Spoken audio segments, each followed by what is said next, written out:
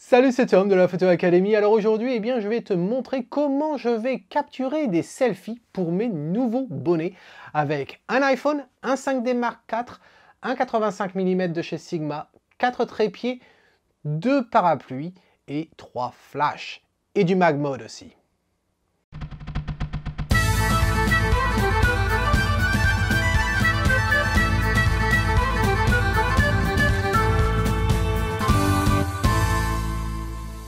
Alors, comme tu as pu voir récemment, j'ai lancé une collection de bonnets et de t-shirts pour la Photo Academy. Si tu es intéressé, je t'invite à cliquer sur le lien qui s'affiche ici en haut à droite pour voir ce qu'il y a dans la boutique actuellement. Alors, il y a à peu près une semaine de ça, j'ai fait des photos de mes nouveaux bonnets. J'ai aussi fait des photos de mes t-shirts et je me suis dit, une fois que je les avais fait, pourquoi ne pas enregistrer la prochaine session, parce que je savais qu'il y allait avoir de nouvelles couleurs de bonnets qu'il fallait que je prenne en photo, et donc du coup enregistrer une vidéo et te montrer comment je fais. Peut-être que ça peut être intéressant. Alors, plutôt que de le faire avec un téléphone portable et puis faire comme tout le monde des selfies, je me suis dit non, tant qu'à faire, on est photographe, autant utiliser ce qu'on a, et puis je vais te montrer en fait comment je vais préparer la scène, vraiment comme un shoot live. Je vais pas couper, ça voilà, ça va être, je vais pas du tout couper, et puis tu vas voir comment ça se passe et comment on peut galérer un petit peu et obtenir ce que l'on souhaite quand on est tout seul. Alors, pour commencer, on va mettre les bonnets de côté. Pour commencer, ce que je vais utiliser, il va me falloir un backdrop, donc un fond. Au départ, je pensais utiliser ceci. Alors ceci, c'est un fond, un backdrop que j'ai depuis des années, qui est très bien de photocell, mais le problème c'est qu'il est beaucoup trop grand. Il est beaucoup plus haut que mon plafond, et comme tu peux voir le plafond, en fait je suis dans un grenier, et de part et d'autre, j'ai cette pente, ce toit pentu comme ça, et donc du coup j'ai pas beaucoup d'espace. Et ça, ça ne peut pas passer ici. C'est dommage parce que je l'aime bien, il est gris au départ, et puis bien que le gris on peut le transformer en blanc ou en noir en fonction de la lumière qu'on a, il a aussi deux draps, en fait, un drap qui vient se mettre blanc et noir par-dessus, mais ça ne va pas. Et puis d'un seul coup, en fait, j'ai eu une épiphanie. Je me suis rappelé qu'il y a à peu près 7-8 mois de ça, DDI, tu dois te rappeler de la marque, j'avais présenté certains de leurs sacs aux alentours de Noël. Je travaillais avec eux sur des traductions d'articles pour Amazon, et en contrepartie, ils m'ont demandé si je voulais certains de leurs matos, et j'avais vu qu'ils avaient tout un système de support pour des fonds. Et j'ai dit pourquoi pas, j'en ai pas, et puis ça pourrait être intéressant. Donc il m'a envoyé ça, il y a du vert, il y a du noir, et puis il y a du blanc. Et du coup je me suis dit tiens, pourquoi pas essayer de le faire, essayer de l'utiliser.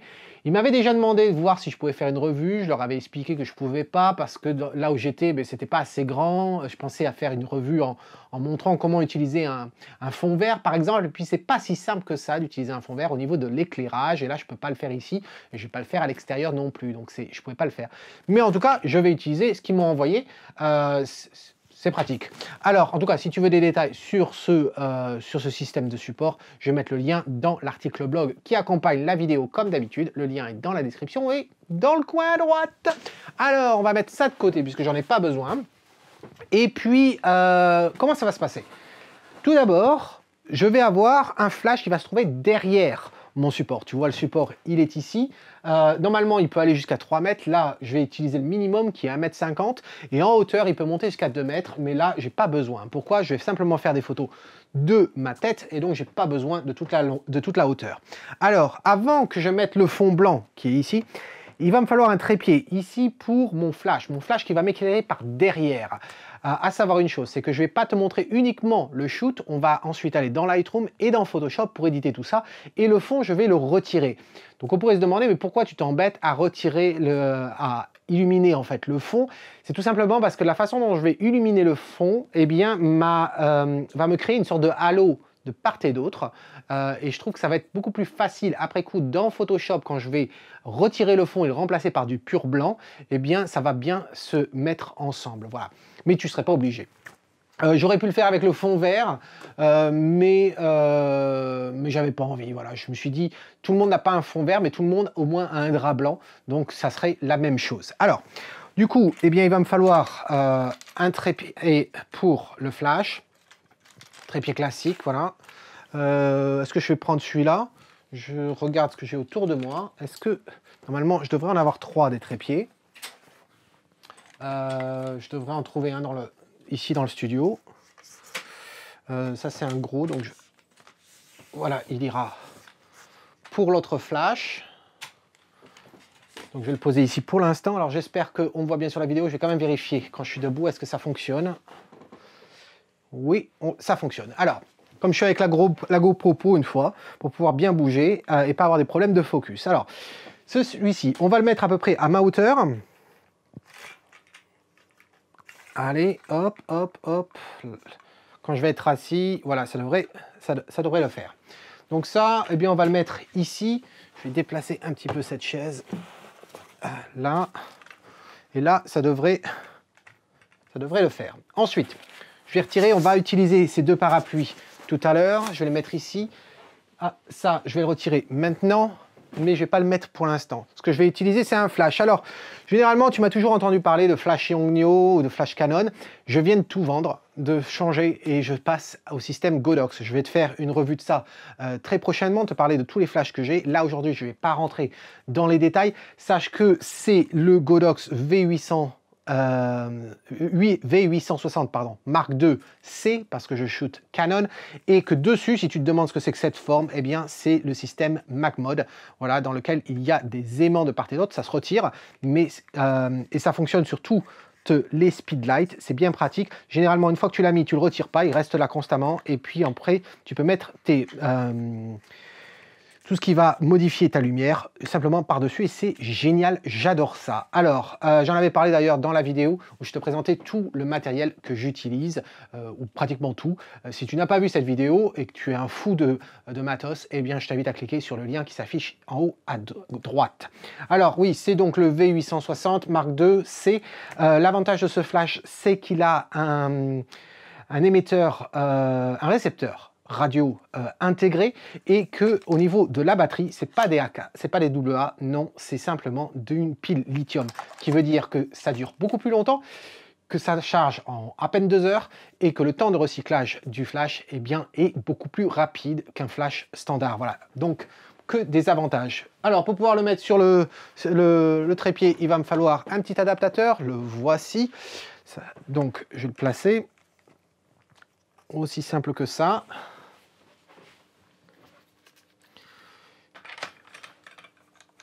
D'ailleurs, je vais être obligé de baisser. Ça, c'est un petit peu trop haut. Je pense que là, ça suffirait. On va le pencher comme ceci. Et puis là-dessus, qu'est-ce qu'on va utiliser? Bon, on va utiliser quelque chose pour diffuser la lumière. Alors, on pourrait se dire, mais attends, de toute façon, tu vas avoir ça, le fond pour diffuser la lumière, tu n'as pas besoin. Oui, mais bon, je préfère l'utiliser. Ça m'évite d'avoir un hotspot un peu trop fort derrière. Et si je ne suis pas exactement positionné sur le même axe, etc., je veux éviter les problèmes. Donc, je vais utiliser ceci. Ceci, c'est le Max Sphere. Je l'avais déjà montré brièvement durant la fameuse revue de tout le matériel que j'ai. J'adore ça, c'est vraiment bien, super pratique lors des mariages quand je fais par exemple durant la réception, donc le soir ou quand ils font la fête sur la piste de danse, etc. et que j'ai mon flash avec moi juste à côté, et bien à ce moment-là, je peux mettre ça, ça permet de diffuser et c'est drôlement bien. Et l'avantage, c'est contrairement au Garifong et à tous les autres Tupperware, et bien on ne perd quasiment pas de puissance de lumière avec ça. C'est vraiment, vraiment super. Et ça nous donne vraiment une lumière complètement diffuse dans une pièce, que l'on fasse rebondir ou qu'on soit en direct. J'aime vraiment beaucoup ceci. Pof, voilà, on le met ici. Ensuite, il va me falloir les deux flashs. Maintenant qu'on a mis ça, à la limite, j'allume le flash. Voilà, j'ai pas à m'occuper de ces paramètres. On va régler ça plus tard grâce au commandeur à radio qui va se mettre sur le 5D Mark IV. On va placer donc ce drap. Alors, je dis un drap, mais en fait, c'est le fond. Le fond, je ne sais pas si tu vas bien le voir. En fin de compte, c'est pas du tissu cousu. Alors, il n'y a pas de couture, mais en plus, c'est même pas tissé. Je ne sais pas comment c'est réellement fait. Mais en tout cas, c'est assez bien. Bon, on peut passer le faire passer s'il y a besoin, mais vraiment, vraiment léger. Hein, très, très, très, très, très léger. Tu ne veux pas le faire fondre parce que je pense que c'est quand même en plastique tout ça. Voilà, alors, je vais l'accrocher ici. Alors, le drap, normalement, il est beaucoup plus grand. Hein, il correspond à tout ce qu'on peut faire avec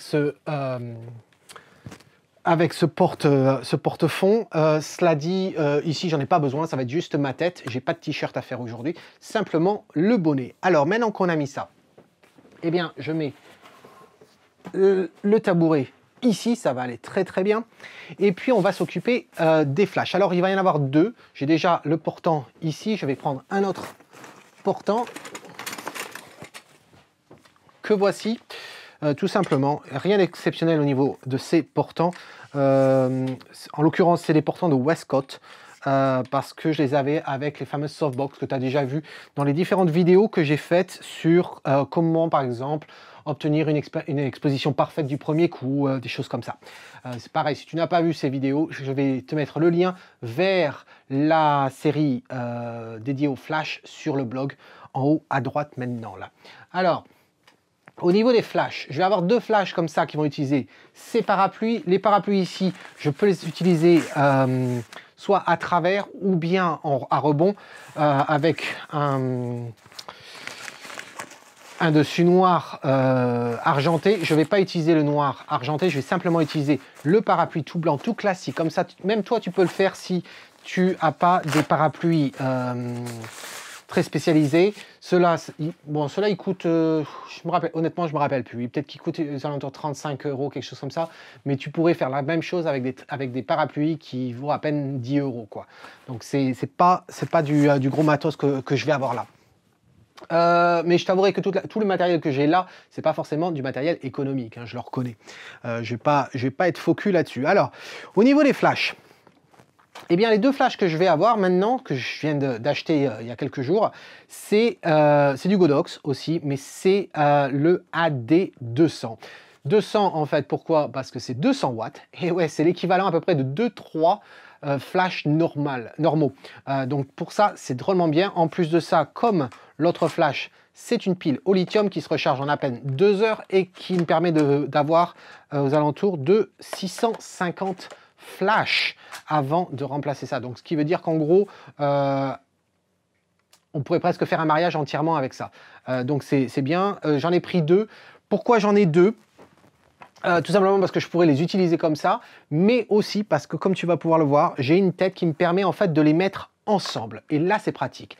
Une particularité aussi sur ce flash, c'est que ce flash-là me permet d'avoir une tête Fresnel comme ceci. C'est la même tête quasiment que tu as sur les flashs Speedlight habituels, à savoir que ce flash-là ne fait pas de zoom.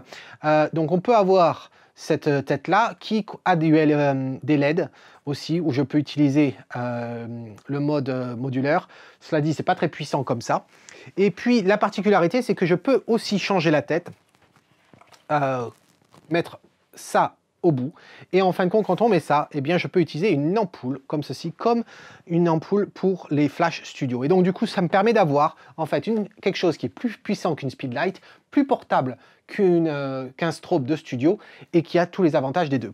Alors, pour pouvoir monter ça, en fait, ce que je vais utiliser sur celui-là, je vais le monter avec ça.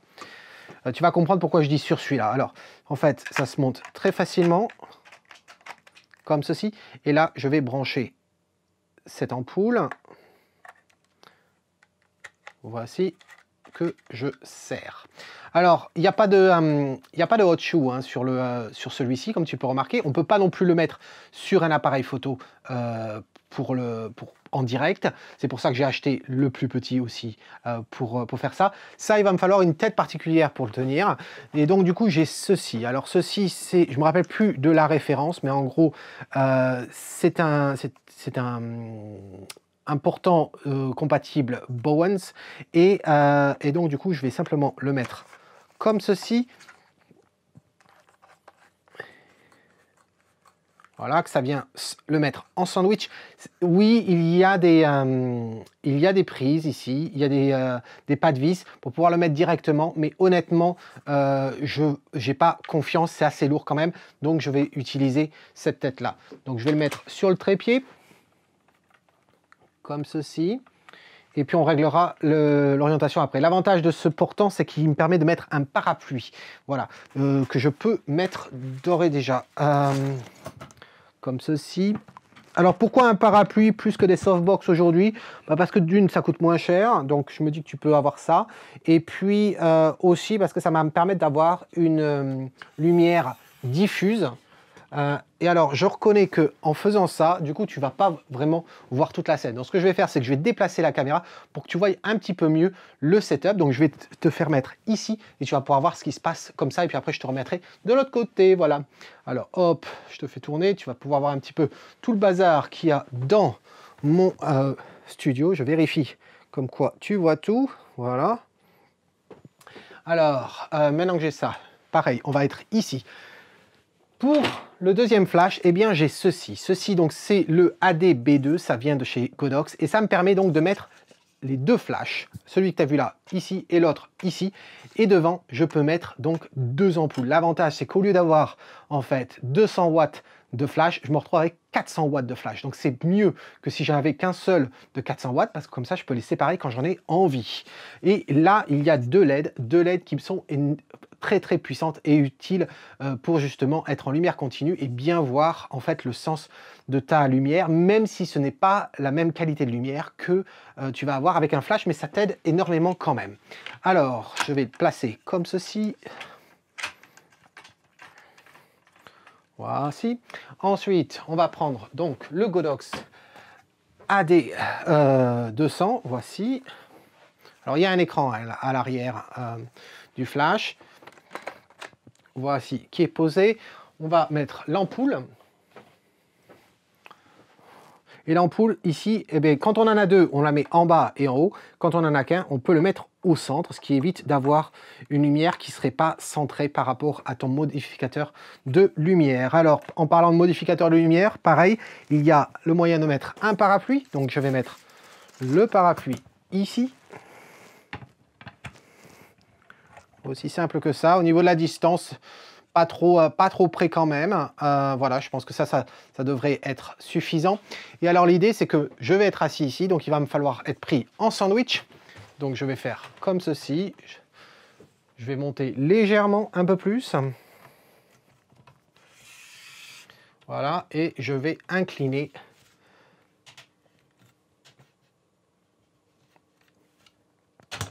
Voilà.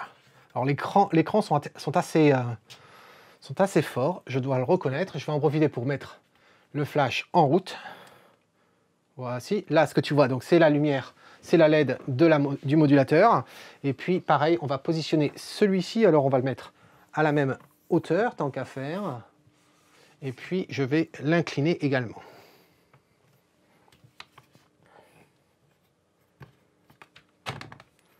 Voilà. À peu près 45 degrés, hein, ça devrait aller. Et puis, comme ceci. Tu remarqueras que je suis quand même très proche des flashs. Enfin, les flashs sont très proches de moi. Je regarde aussi au niveau de mon trépied derrière. Je pense qu'ici, ça devrait aller. Est-ce que je vérifie. Ça devrait aller. Là, je vais le faire pivoter un petit peu. Voilà. Celui-là est légèrement plus haut que celui-ci. Au niveau distance, il faut faire attention à ce que ce soit la même distance, ce qui permet d'avoir une lumière absolument homogène des deux côtés et aussi de régler facilement les flashs parce que du coup on va avoir la même valeur quand on va le mettre en route. Voilà. Donc là je vais allumer ce flash-ci comme ceci et là tu remarqueras que là le modulateur, eh bien il est vraiment pas... Là d'ailleurs j'ai pas de modulateur sur celui-ci puisque c'est la tête juste avec l'ampoule. Voilà. Alors c'est mis en route, il me reste plus que l'appareil photo que je vais mettre ici et donc du coup eh bien je vais te faire passer là pour que tu vois un peu mieux. Alors on voyage un petit peu hein, sur cette petite vidéo là. Hop. Les autres lumières que tu vois par exemple d'ailleurs ici et là, c'est simplement des lumières continues qui me permet de faire en sorte que tu puisses bien voir dans la vidéo, mais qui n'auront absolument aucun effet sur la photo obtenue. Alors, je vais placer ça ici pour l'instant. Je serai peut-être amené à le poser. Ce qu'on remarque, c'est que les flashs ne sont pas encore à la même hauteur. Donc, je vais légèrement monter celui-ci. Voilà. Ça devrait suffire. Et puis, comme ceci. Voilà. Quand on se met au milieu, je suis juste derrière la GoPro là et ça me permet justement de régler un peu plus précisément. Et donc maintenant, il va me falloir l'appareil photo. Alors pour l'appareil photo, donc ça va être le 5D Mark IV et puis le 85 mm de chez Sigma. Je vais le mettre sur le trépied et je vais te montrer aussi les réglages parce que, si tu te rappelles, j'ai dit que j'allais utiliser mon iPhone. Pourquoi? Parce que je vais utiliser mon iPhone justement pour pouvoir me voir, pour pouvoir régler l'exposition également et pour pouvoir déclencher l'appareil photo. Tu vas voir, ça va marcher avec le Wi-Fi. La fois dernière, on a vu comment capturer les photos connectées en branchant ton appareil photo directement à ton ordinateur. Si tu n'as pas vu cette vidéo, je t'invite à cliquer sur le lien qui s'affiche en haut à droite. Et aujourd'hui, eh bien, on va voir la fonctionnalité de Wi-Fi du 5D Mark IV. Et je dois dire, je l'adore. C'est vraiment très pratique, même quand tu ne fais pas des selfies. Voilà, je t'avoue que j'en fais pas tous les jours non plus des selfies. Voilà, alors je vais utiliser ce trépied, c'est mon guide saut, je t'en parlerai très prochainement. Voilà, et puis je vais le positionner ici et je vais faire en sorte que tu puisses voir le menu du 5D Mark IV. Là, je vais mettre le 85 de chez Sigma, c'est le 85 mm 1.4 DG de la série Art, voilà, que j'adore. Et je viens le positionner ici. Alors, dans une seconde, je vais régler, te montrer ça. Je vais simplement le sécuriser. Et là, je vais augmenter. Alors, qu'est-ce que tu vois? Tu vois pas grand-chose, effectivement. Donc, on va monter tout ça.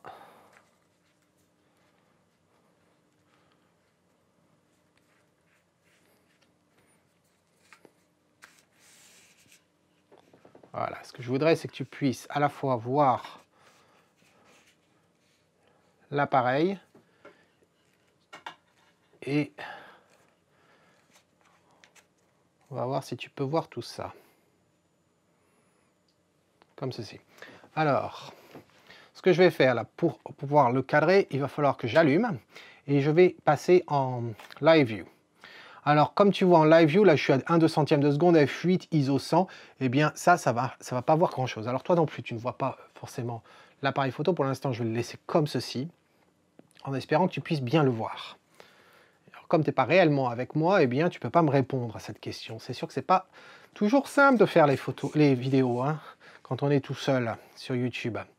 Alors, là, du coup, comme on ne voit rien, eh bien, ce que je vais faire, c'est que je vais augmenter les ISO. Je ne vais pas changer mon temps parce qu'un 200e de seconde, c'est ma vitesse de synchro, donc c'est ce que je vais utiliser tout à l'heure. Là, je vais simplement augmenter les ISO. Je me fous de la qualité, c'est uniquement pour pouvoir voir où je me situe. Voilà. Alors, du coup, maintenant, ce que je vais faire, eh bien, c'est que je vais déclencher le Wi-Fi de l'appareil photo pour pouvoir mieux voir. Je vais pouvoir m'asseoir sur le tabouret, me voir directement sur mon téléphone et pouvoir juger si la hauteur, par exemple, du trépied est bonne par rapport à ma hauteur sur le tabouret. Alors pour démarrer, il va falloir aller dans le menu, voilà, et là on va aller dans Réglages de communication. Alors c'était mon menu personnalisé, mais tu peux le trouver très facilement dans le menu. Alors on va faire Réglages sans fil, voilà, c'est le Wi-Fi, on va déjà l'activer, tout simplement, voilà. Maintenant qu'il est activé, on va aller dans Fonction de Wi-Fi. Alors fonction Wi-Fi ici, et là, on a différentes façons, différentes choses de connecter. On va se connecter en smartphone, voilà. Connexion facile, et je vais cliquer sur OK.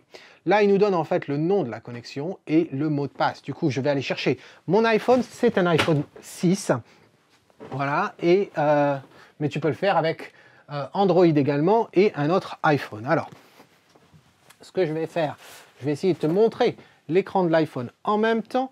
Alors, quand on est sur mon iPhone, en essayant de ne pas avoir de reflet, comme ça, voilà, là. Alors, je vais lancer dans les paramètres. Dans les paramètres, je vais aller sur le Wi-Fi. Et là, normalement, je devrais voir la connexion du Canon. Alors, on voit bien, c'est bien la 299 Canon 0A. Je clique dessus. Et là, il me demande le mot de passe. Le mot de passe, donc, c'est 5 au 5 76 5 79. Voilà. J'aimerais que j'aurais aimé pouvoir choisir les mots de passe. Ça éviterait d'avoir constamment à taper des chiffres. Voilà. Donc maintenant que c'est fait, je vais aller dans le programme, dans l'application de Canon, Canon Connect. Voilà. Et là, il détecte l'appareil. Alors, je ne sais pas si tu vois très bien, mais bon, il détecte le 5D Mark IV, je clique dessus, et là, tu remarqueras que sur l'appareil, maintenant, il me demande de se connecter. Je clique OK, et la connexion est établie. Ça va prendre quelques secondes, et puis là, maintenant, eh bien, j'ai le choix. Soit je navigue sur les images, soit je vais pouvoir faire du remote. Je vais cliquer sur remote, on s'en fout de ça. Voilà, du remote, et là, en fait, tu vois bien, c'est ce que l'on voit. Alors, ce que je vais faire, eh bien, c'est que je vais me déplacer comme ceci, comme ça, tu vas pouvoir me voir, et peut-être voir l'écran. Alors attends, si je me déplace dans l'autre sens, est-ce que... Eh oui, c'est pas si simple que ça. Tu vas avoir forcément le reflet de la lumière d'éclairage. Alors je vais essayer de la déplacer comme ceci. Voilà, puisqu'elle ne sert pas trop. Est-ce que tu la vois? Alors, je suis désolé, c'est du live. Mais j'ai envie que tu aies une bonne vue. Voilà.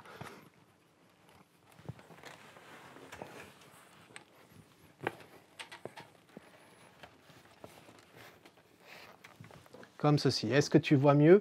Pas encore, pas encore. Il va falloir faire de la place.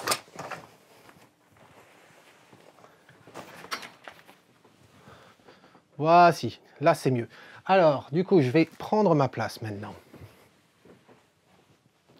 Comme ceci. Alors, là, je me vois à l'écran. Et ce que je vais faire, c'est grâce au téléphone, eh bien, j'ai la possibilité de gérer mon exposition, de gérer mon focus, de gérer mon retardataire, toutes ces choses qui vont pouvoir m'aider. Alors, la première chose que je vais faire, c'est m'assurer de la hauteur. Alors, en tapant sur l'écran, eh bien, je vois mon focus maintenant.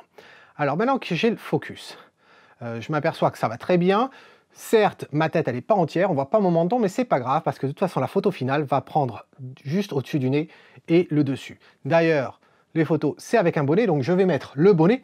Et l'avantage, alors je ne sais pas si toi, tu arrives à le voir sur l'écran là-bas, mais en fin de compte, grâce à la technologie du Dual Pixel, eh bien en fait, le Canon, là, il me suit.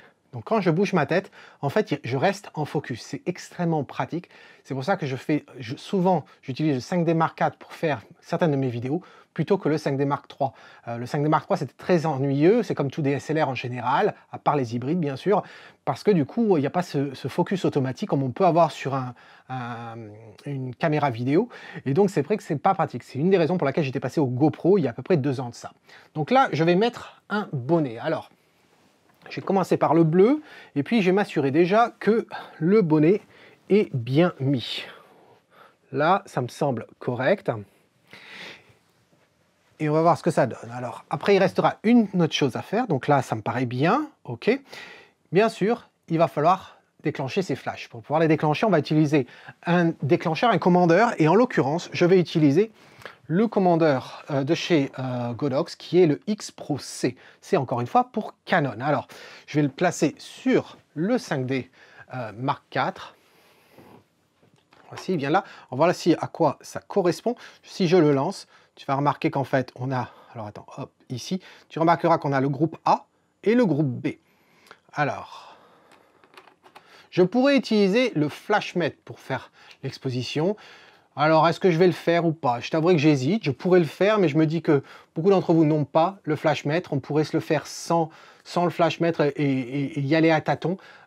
Mais encore une fois, je vais te montrer à quel point le FlashMet peut être pratique quand même.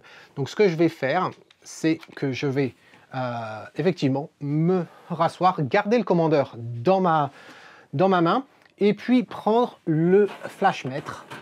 Et le flashmètre en question, c'est le Sekonic. Alors, c'est lequel? Sekonic, je ne me souviens jamais de sa référence. C'est le L358. Il est pas récent, il est vraiment, vraiment pas récent, mais il fonctionne très bien. Alors, je ne vais pas t'expliquer comment ça fonctionne, j'ai fait une vidéo là-dessus. Si tu veux savoir, eh bien, je t'invite à cliquer sur le lien qui s'affiche en haut à droite. Ce que je vais simplement faire, c'est l'allumer, voilà, le mettre sur ISO 100, et on va appuyer en me mettant comme ceci, voilà, en le faisant pointer directement sur le flash. Et mon flash, eh bien, je vais m'assurer qu'il est déjà dans la bonne chaîne, dans le bon canal, c'est-à-dire le A. Alors vérifiez que les deux flashs sont sur le canal A. Effectivement, c'est le canal A, et l'autre flash, est-ce qu'il est bien sur le bon canal? Le canal A, parfait. le groupe A, pardon. C'est la chaîne 1 et c'est le groupe A. Alors, je me rassois. Ça fait faire de l'exercice hein, quand même quand on est tout seul. Comme quoi, c'est bien d'être accompagné. Alors, on va faire pointer ceci ici. Et puis, je vais lancer un test. Je suis à 1/4 de puissance. Là, il me dit F6. Là, si je le mets, F6 également. Donc là, c'est bon, ça veut dire que j'ai une exposition qui est correcte. On va vérifier au centre également, même si ce n'est pas directement vers le flash. F6.6, donc ça se rapproche. Après, je pourrais toujours affiner.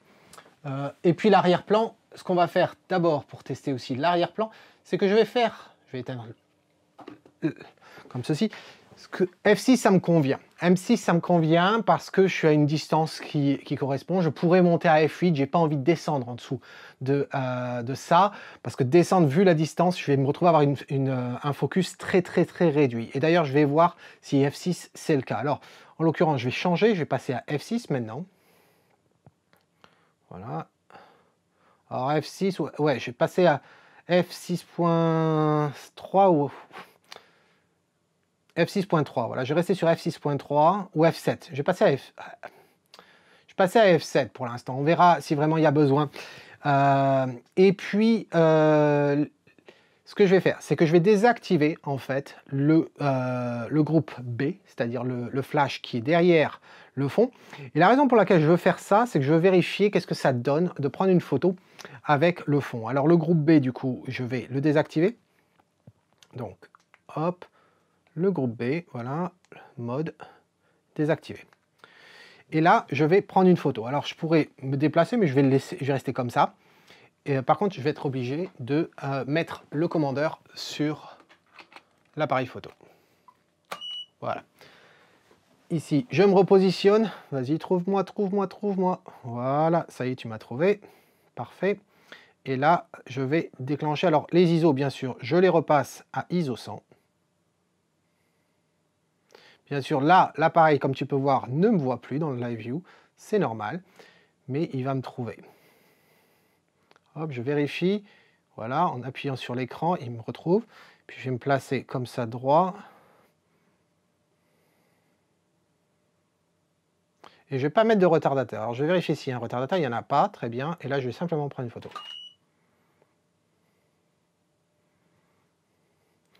Et là, on remarquera que le groupe A s'est déclenché. Donc j'ai fait une bêtise. Quand j'ai dit que j'avais désactivé le groupe, je vais vérifier qu'est-ce qui s'est passé. Pourquoi ces deux flashs se sont lancés parce que en fait, j'ai désactivé le groupe B. Je n'ai pas désactivé le groupe A. Donc, ce qui veut dire, en tout cas, comme quoi on peut remarquer que sans avoir le flash derrière, ça va tout à fait. Par contre, je pense est-ce que j'aurais à gagner? Peut-être que j'aurais pas à y gagner. Donc, tu sais quoi? Eh bien, on va pas utiliser le flash à l'arrière, en fin de compte. Ça ne sert strictement à rien. Là, j'ai une bonne exposition.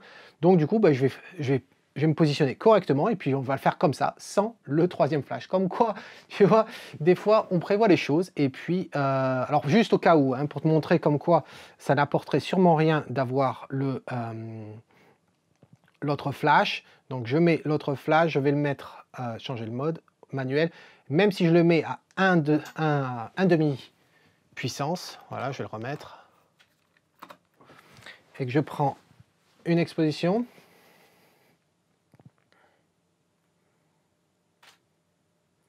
Alors là, il ne m'a pas montré, donc je vais hop, le relancer. Voici, est-ce que tu me vois? Voilà. Là, je vais faire un autre test. Qu'est-ce que ça donne? Alors, ce qu'on remarquera, c'est quand même que c'est plus brillant. Voilà.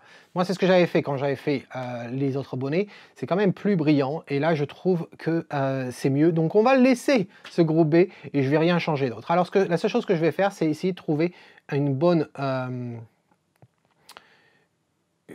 vue. Ça serait bien qu'il puisse me montrer. À chaque fois, il me perd. Donc, je vais le relancer encore. Allez. Et puis, je vais essayer de me centrer davantage. Comme ça. Voici. Et on va mettre un retardateur. Alors le retardateur, je vais le mettre de 10 secondes juste pour prendre mon temps, pour être sûr. Voici. Et là, Très bien. Donc rappelle-toi, j'ai juste les yeux, voilà. Donc là,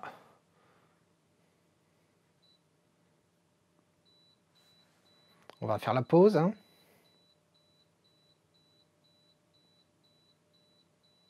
C'est un peu long les 10 secondes.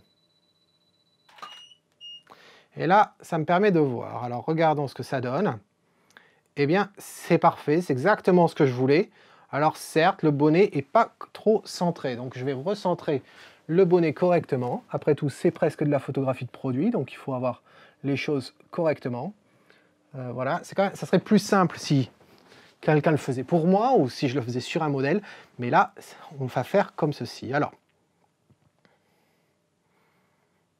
je ne vois pas l'écran en fait à chaque fois. Quand je regarde l'image et que je reviens, le problème c'est que je ne vois pas.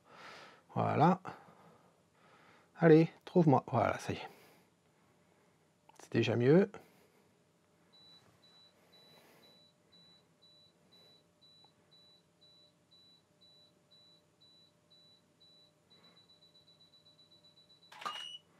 Voilà. Les prochaines photos, je les ferai sur 2 secondes quand même, hein.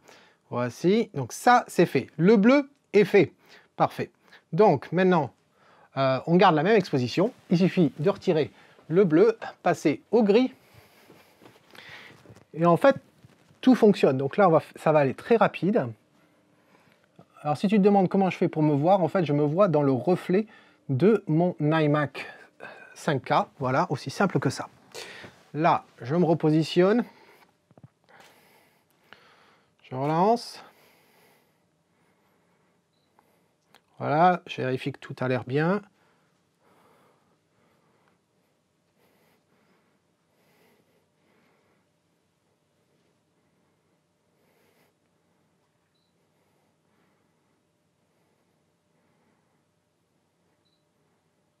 Et je vais changer le retardateur pour mettre 2 secondes.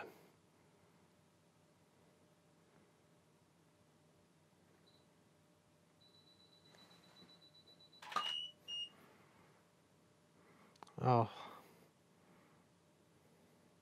je vais vérifier. Oui, mais écoute, ça a l'air plutôt bien. Le bonnet a une drôle de forme. Je vais...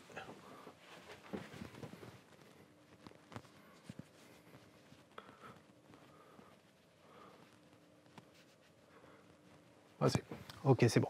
Ce que je vais faire, c'est que je vais peut-être pas faire tous les bonnets pour te montrer. Je vais le faire rapidement moi, et puis on va sauter directement au développement dans Lightroom et dans Photoshop. Donc pour toi, c'est tout de suite. Pour moi, c'est dans quelques minutes. Allez, à tout de suite.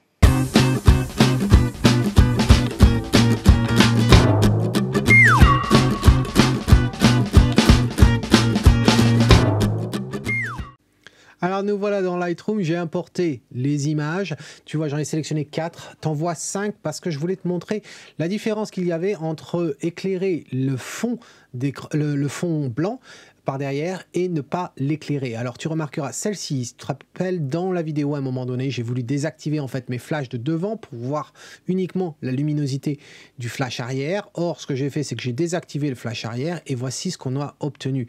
Donc, on pourrait très bien utiliser cette photo, seulement moi d'un point de vue esthétique, ce que je voulais, c'était d'avoir une lumière qui vienne par derrière s'envelopper autour de mon sujet, en l'occurrence de ma tête et du bonnet. On remarquera déjà qu'on a la faible profondeur de champ qui joue pour nous sur les bords du bonnet, c'est quelque chose d'intéressant, c'est ce que je voulais.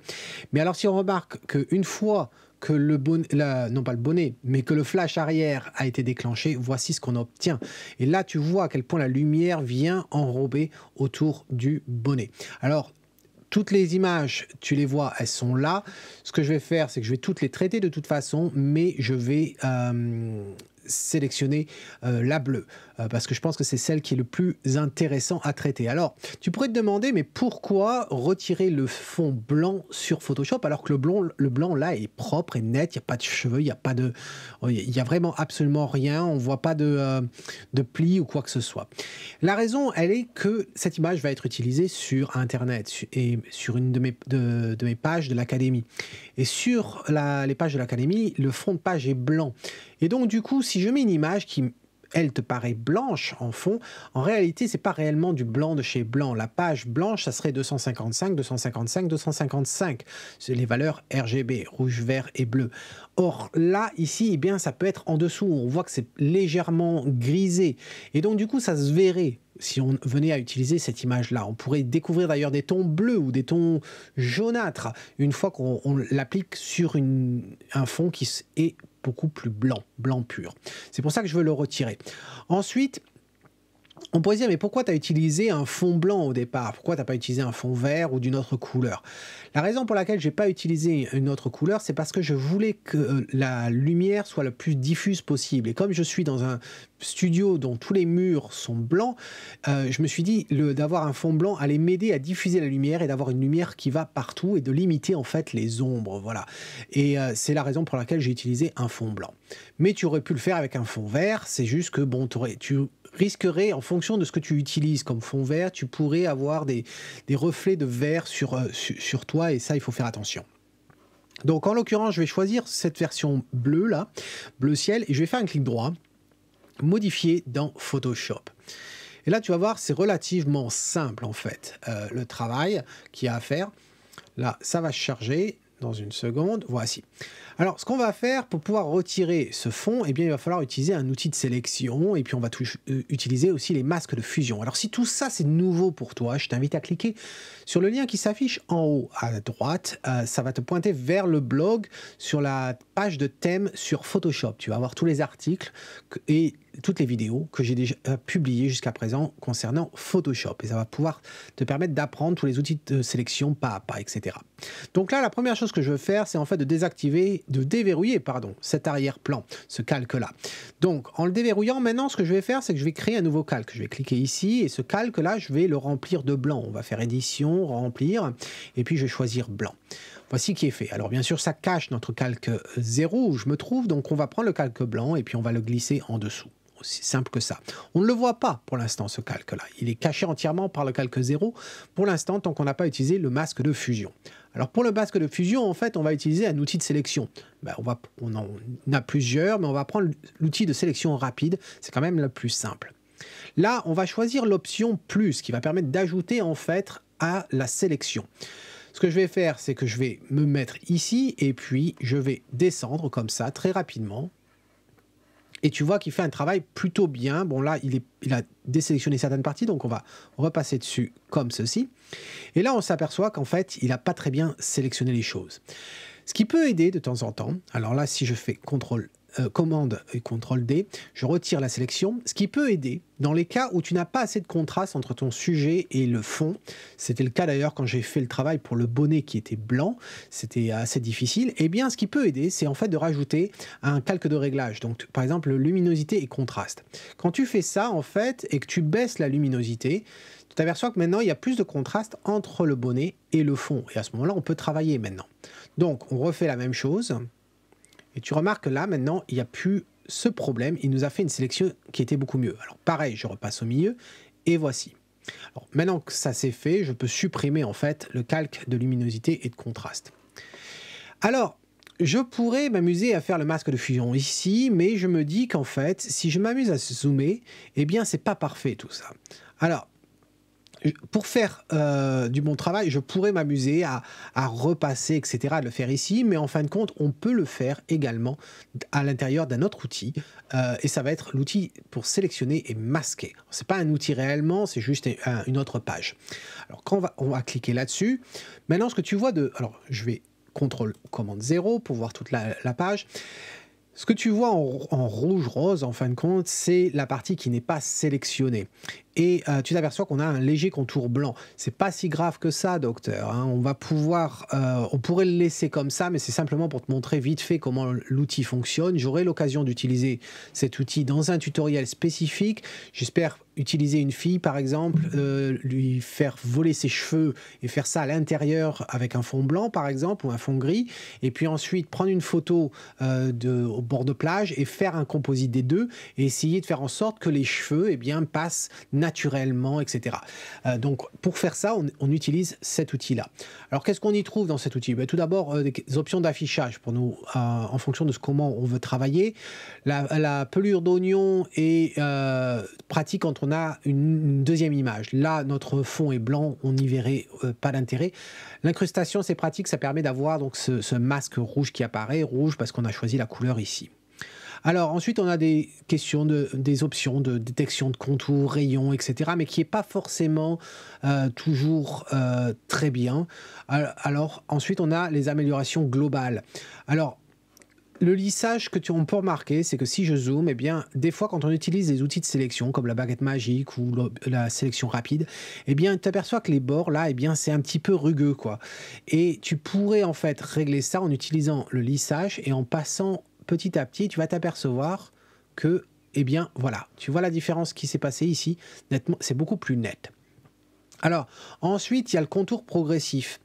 Et ce qu'on pourrait faire avant le contour progressif, ça serait en fin de compte je vais prendre le stylet de la tablette, c'est d'utiliser cet outil ici. Et ça va permettre en fin de compte de raffiner la sélection. Donc tu vois, il s'appelle amélioration des contours. Donc l'idée, c'est d'être sur le plus. Et là, il faut absolument pas passer sur le bleu. Alors, ça peut prendre un petit peu de temps. Et je t'avouerai que là, c'est un petit peu exagéré ce que je fais parce qu'on n'aurait pas besoin de le faire, mais voilà. Tant que tu passes pas sur le bleu, tu passes légèrement sur le blanc et ça va pouvoir aider légèrement. Voilà, ici. Bon, je le fais très vite parce qu'il n'y en a vraiment pas besoin à la limite, hein. C'est du blanc sur du blanc, ça pose pas de problème, mais c'est pour que tu comprennes le principe. Voilà, et quand tu lâches, eh bien, ça nous fait quelque chose de plus ou moins propre. C'est plus intéressant quand on a une autre couleur que du blanc. Là, ça va nous être utile pour les poils de barbe, par exemple. Donc, je vais passer ici, et puis j'essaie de pas trop passer sur ma barbe, hein. C'est vraiment principalement sur la partie blanche que l'on souhaite. Et quand on lâche, tu t'aperçois qu'en fait, il nous crée, en fait, il nous détecte les pixels, etc. Et c'est quand même pas mal. Donc là, pareil, on va faire sur le bord. Hop, hop, ici, et voilà, je lâche, et là il nous fait un travail, c'est plutôt bien, on va repasser ici, voici, et c'est tout. Je pense que c'est tout par rapport à cet outil-là. Ensuite, le contour progressif. Alors, contour progressif, eh bien, comme son nom l'indique, hein, je pense que aux alentours de 2,5, par là, ça devrait le faire. Ça va nous créer une transition un petit peu plus douce. Ça peut prendre un petit peu de temps à s'afficher. La 2,5, je vois rien de particulier. On va pousser un peu plus, 3,5.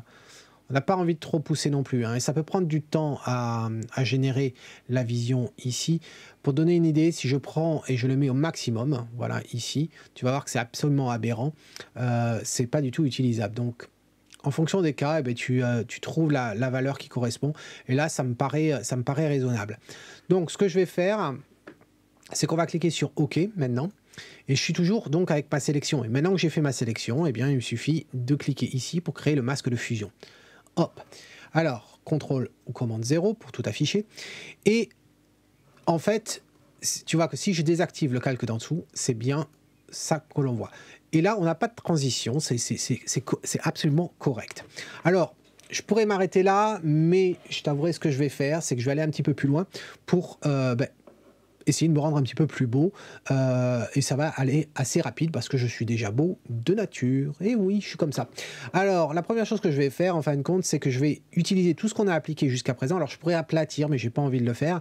Je vais te montrer autre chose. Si tu fais Shift, Commande, Alt et E. Alors, j'arrive à le faire avec le pouce pour appuyer la commande ou le contrôle et Alt, et le petit doigt sur le Shift, et ensuite avec l'index, j'appuie sur le E, et tu vas voir ce que ça fait. En fait, ça me sélectionne mes deux calques, et ça me fait un merge, une fusion des deux calques, et ça me donne le résultat au-dessus. Ce qui me permet de travailler comme ça sur cette partie-là. Alors maintenant, ce que je vais faire, c'est simplement avant même, ouais, j'aurais pu le faire là, mais c'est pas grave. Je vais corriger certaines choses. On sait que l'image finale va être à peu près comme ça, au niveau du cadrage. On va pas voir tout mon visage. Donc il y a certaines choses que je vais simplement nettoyer parce que j'ai pas fait ma beauté du soir. Tout simplement, par exemple, il y a des cils, là, je vais corriger ça, voilà, qui déborde. Aussi simple, ça va aller très très vite. Ici, hop, hop, il y a des petits trucs de peau. Ça, et puis ici, voilà. Donc, c'est tout pour ça. Tu as vu, je t'avais dit hein, que j'étais beau de nature. Alors, ce que je vais faire, c'est que je vais faire affichage, non pas affichage, filtre, et mon plugin de peau. Voici. Là, on va être sûr que ça nous crée un masque. Voilà, ça nous... Je vais faire un nouveau calque. Et puis, il a l'air de nous faire une bonne sélection de la peau. Donc, voilà, hop. Voilà, c'est quand même mieux. Et je vais faire OK. Et il y a des chances que ce soit trop au niveau de l'effet, mais c'est justement pour ça on va utiliser... Voilà, ça nous l'a fait trop. Donc maintenant, on va jouer sur l'opacité. Et puis on va réduire. On va réduire l'opacité jusqu'à ce qu'arriver à quelque chose de correct. Et voilà, ça me va absolument. Donc sans ça, tu vois, on a ça. Voilà, ça aide au niveau de la peau. Maintenant que j'ai fait ça, eh bien, je fais simplement aplatir. Je sauvegarde. Et maintenant, je vais aller dans Lightroom. Alors, quand on est dans Lightroom, eh bien, on se retrouve à avoir notre image que avant, on avait ça. Et tu vois à quel point la différence de blanc, eh bien, elle est notable. Alors, et puis au niveau de la sélection, le contour, je trouve qu'on a fait du bon travail. Maintenant, on va aller dans le module développement et au niveau du cadrage. Alors, au niveau du cadrage, j'ai fait un choix. C'est en fait de ne pas voir tout mon visage et simplement de s'arrêter à cet endroit-là. Ça nous permet de se concentrer sur le sujet qui est le bonnet. Voilà. Comme ça, on a le logo en plein milieu, il est centré, c'est parfait. Et ensuite, qu'est-ce qu'on peut faire? Eh bien, le détail. Donc, on va bouger un petit peu le grain, voilà, le gain, pardon, pas le grain, et ensuite le masquage. Donc là, j'appuie sur Alt, hein, mais tu dois le savoir après toutes les tutos que je fais. Voici, comme ceci. Et là, ensuite, le gain, je vais l'augmenter. À ce niveau-là, ça devrait aller. Ensuite, est-ce qu'il y a autre chose? Non, pas vraiment. Ce que je vais faire, c'est que je vais regarder par rapport à l'exposition des autres images pour voir si j'ai besoin d'éclairer davantage mon visage, mais je ne pense pas. Je pourrais peut-être légèrement, à la limite. Donc, comme ceci, et monter d'un poil. Est-ce que ça... Voilà. Ça pourrait aider. Ça pourrait aider de monter comme ça légèrement. Et puis, à la limite, pour s'amuser. On n'est pas obligé, mais allez, on peut s'amuser pour la couleur. Voilà. Ça s'applique que sur ma tête. Tu as vu que c'est quand même, ça peut être pratique ce masque de gammage. Voilà. Donc maintenant qu'on a fait ça, eh bien on a l'image. Et l'image est terminée et elle est prête à être postée sur l'Académie. Et d'ailleurs, tu la verras là-bas. Donc j'espère que tu as trouvé ce tutoriel intéressant, un petit peu long, je dois dire, mais je voulais te montrer en fait comment je m'y prenais pour faire tout ça. Et je pense qu'on a vu pas mal de choses. On a vu comment faire son éclairage, comment utiliser le 5D Mark IV avec un smartphone pour pouvoir shooter en connecté.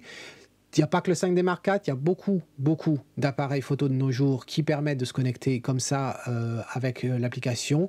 Et bien, comme ça, si ça t'intéresse, eh bien, tu as pu voir comment on pouvait l'utiliser. Et puis ensuite, dans Lightroom et Photoshop. Donc, dis-moi dans un commentaire si tu as trouvé ce tutoriel intéressant. Et puis, en attendant la prochaine fois, eh bien, c'est Tom qui te dit, si tu aimes ce que tu vois, au fait, si tu aimes vraiment ce que tu vois, si tu aimes ce bonnet, ou celui-ci, ou les 8 autres couleurs qui sont disponibles, ou bien un t-shirt de Bretagne pour injecter l'esprit celte que tu as enfoui en toi, eh bien, je t'invite à cliquer sur le lien qui s'affiche ici et tu peux pouvoir commander ce que tu veux. Allez, en attendant la prochaine fois, quand même, si tu aimes ce que tu vois, capture-le, quelle que soit la langue dans laquelle tu le dis. Cheers. Si ce que tu veux te fait plaisir, fous-y dans la boîte.